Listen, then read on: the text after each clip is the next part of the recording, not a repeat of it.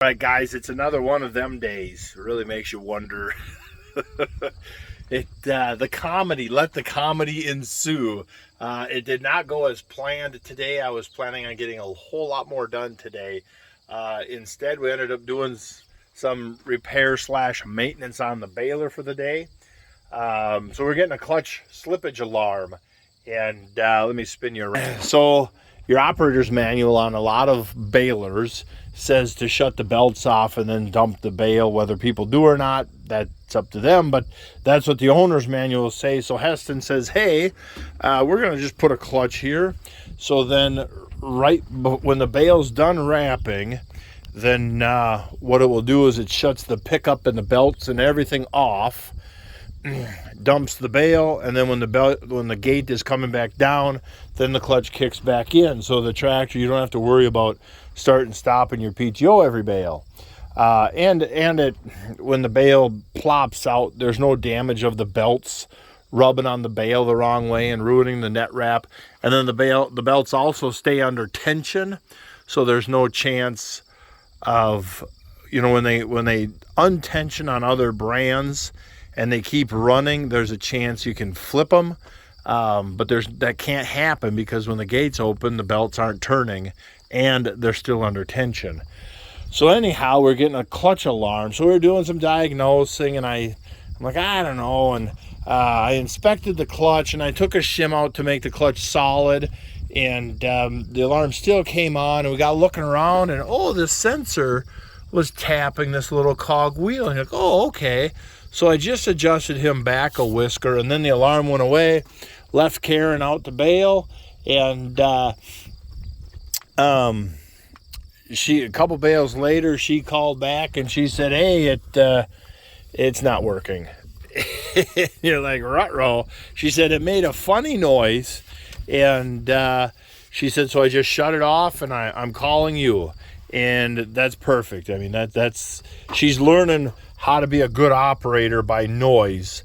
And so it turns out this gearbox, the bolts on the bottom side that hold this gearbox on, broke off. A couple of them come loose, and the other couple vibrated and broke. So I spent the morning pulling the gearbox out, cleaning up the threads in the hole. I flipped the gearbox upside down, so I'm on new holes on the bottom side.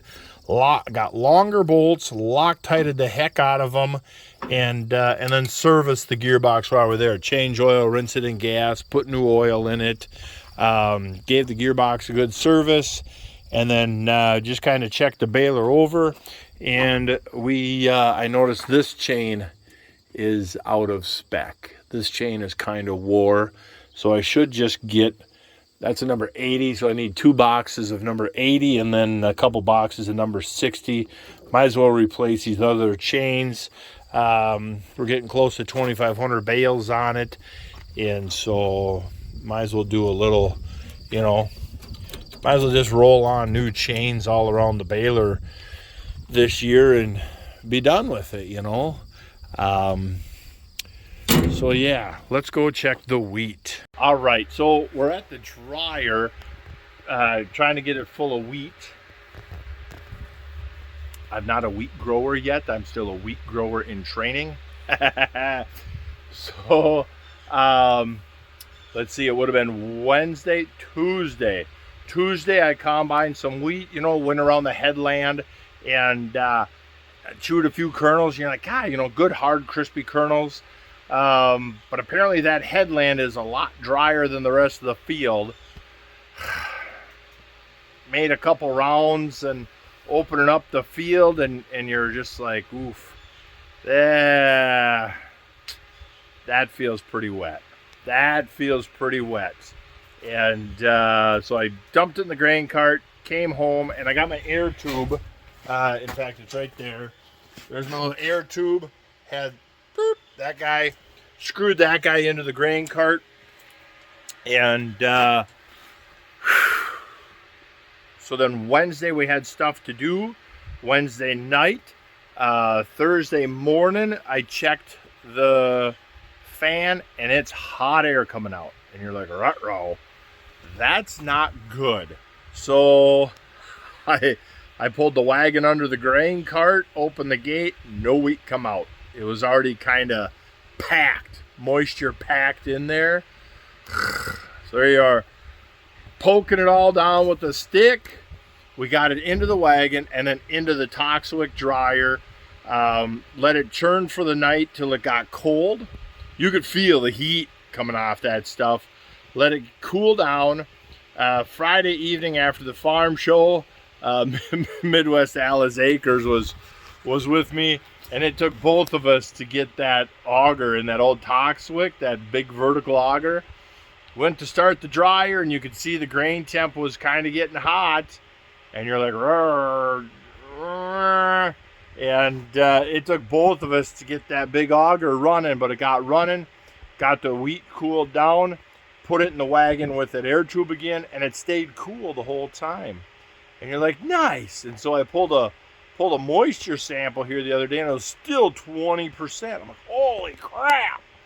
That was yesterday. So today, I got it vacked into the wet bin and now transferred into the dryer.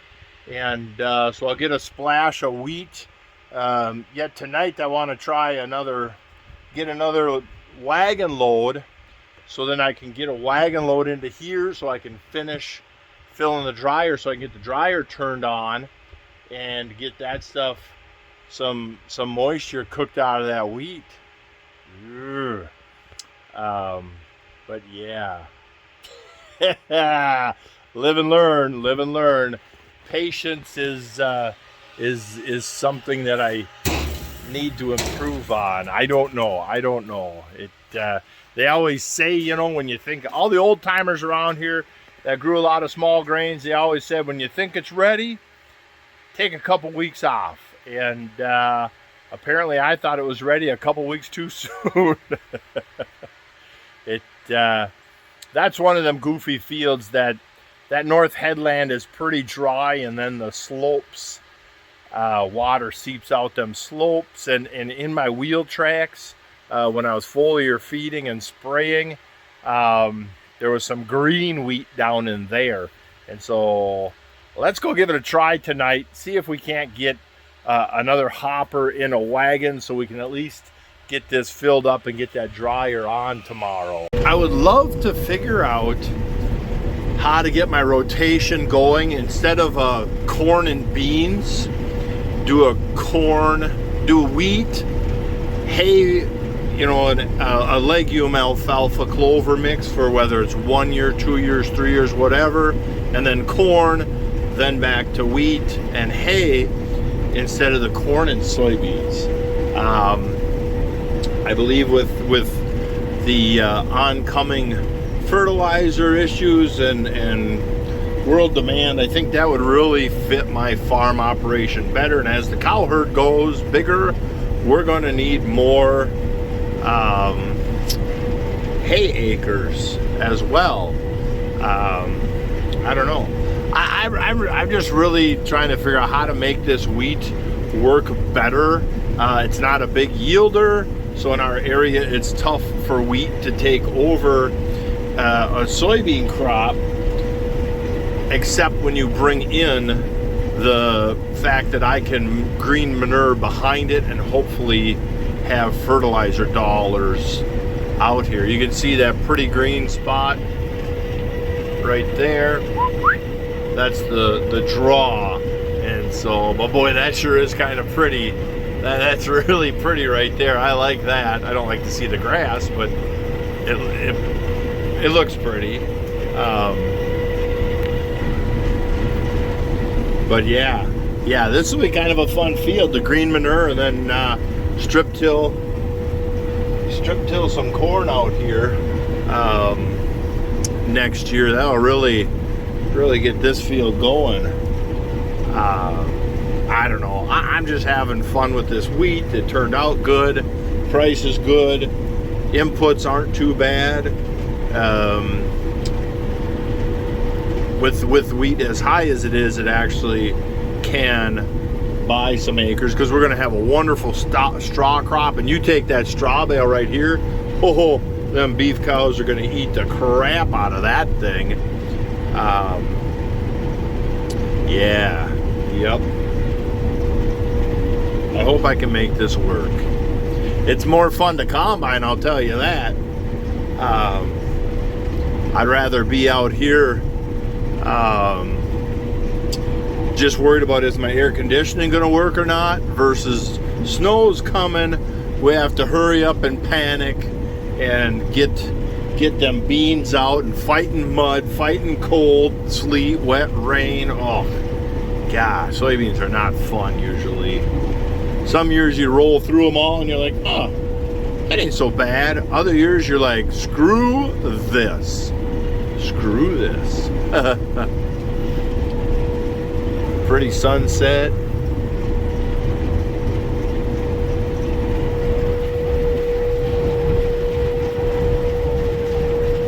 Labor Day weekend, the interstate traffic, everybody trying to get back to the cities. Oh yeah. Oh yeah.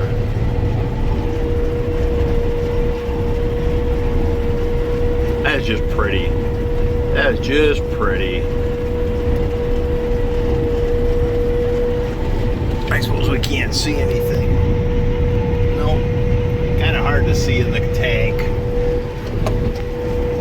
We'll pull a moisture sample when we get up here. I think I can get one more round maybe. I'll try and get one more round, and then we'll dump in that wagon and go home. I'm starting to get my confidence up with the Lexion and the small grains on how far can you push it. But looking at loss coming off the shoe, I think if you turned a chicken out here, he would starve. He would literally starve. I need to get myself a drop pan. One of them companies, when I was chasing combines, I had a company out of Canada contact me about using their drop pan system. And so what that would do is it goes under the rear axle of the combine, and it's magnetic, because it's hard to feel through here. But if you drop a screen, we used to run alongside the combines and throw a screen under them, and then you could sift that screen out and actually catch kernels. But the heads are clean. I got my rotors wound up fast. Chopped straw makes a better bale. So there's no heads, no grain left in the thing.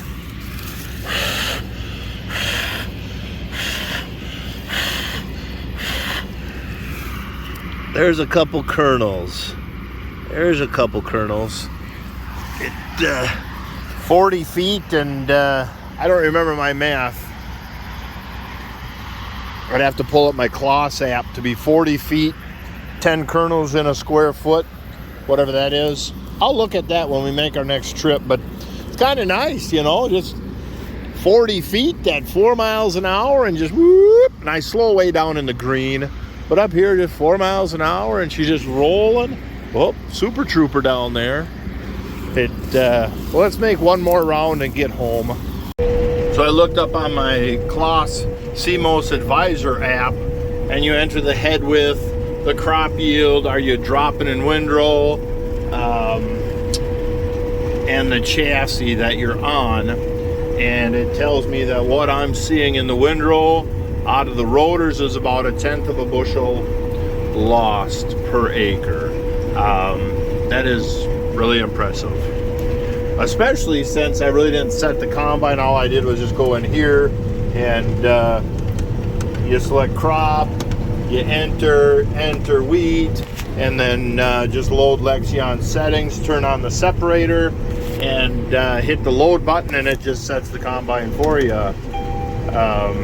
That's pretty impressive. Pretty impressive for that. Yeah.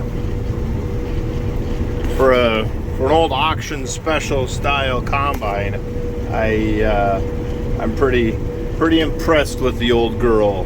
Pretty impressed with the old girl. We're not going to make it back. We're going to be full before we make it back to the other end. So I can't do 2 rounds out here, which is pretty awesome. That's pretty dang awesome to be honest with you. But yeah. Oh my gosh, I hit a skunk somewhere. It is ripe. Holy cow.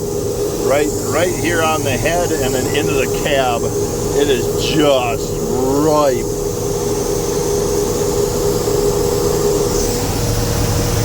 That is so pretty, them little brown rows. I want to get better at wheat because I'd like to be really good at wheat.